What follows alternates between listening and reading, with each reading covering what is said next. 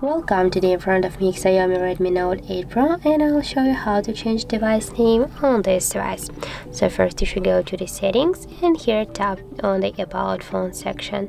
As can you see here, we got our device name. Just tap here and you can rename the device.